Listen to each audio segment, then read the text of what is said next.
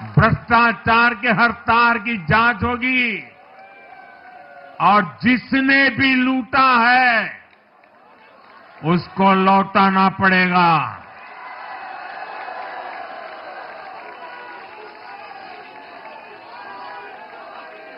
ये भी मोदी की गारंटी है।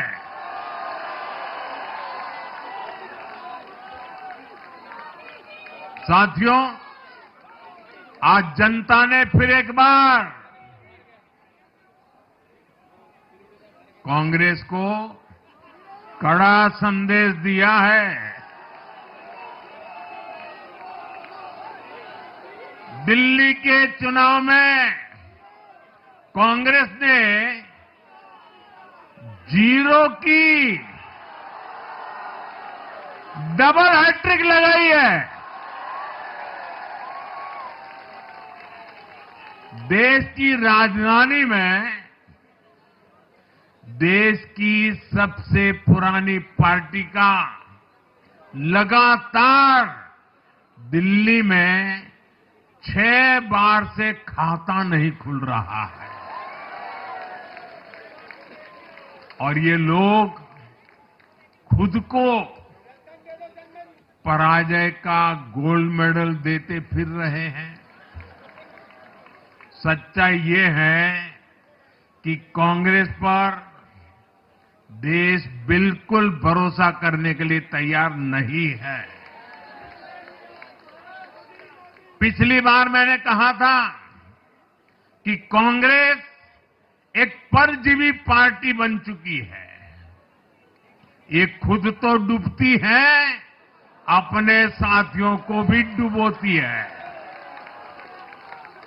साथियों, कांग्रेस एक के बाद एक अपने सहयोगियों को खत्म कर रही है और इनका तरीका भी बड़ा मजेदार है।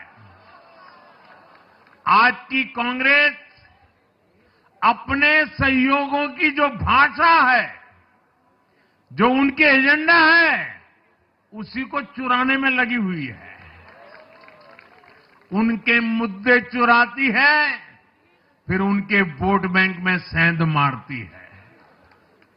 यूपी में कांग्रेस उस वोट बैंक को छीनने की कोशिश कर रही है जिस पर समाजवादी पार्टी और बीएसपी अपना हक मानती थी।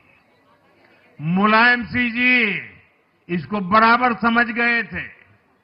इसी तरह तमिलनाडु में कांग्रेस आज डीएमके की भाषा डबल जोर से बोलती है। उनको डीएमके के वोटर को लुभाना करके खुद की हैसियत बनानी है। बिहार में भी ये कांग्रेस ही है जो जातिवाद का जहर फैलाकर अपनी सहयोगी आरजेडी का जो पेटेंट है उसी जमीन को खाने में जुट गई है। ठीक ऐसा ही हाल जम्मू कश्मीर, बंगाल में भी कांग्रेस ने अपने सहयोगियों का किया है।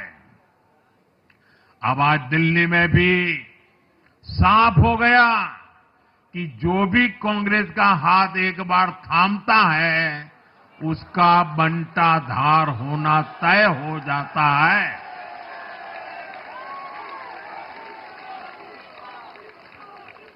और जो राजनीति का अध्ययन करते हैं उनके लिए मैं आज एक काम छोड़ देता हूं।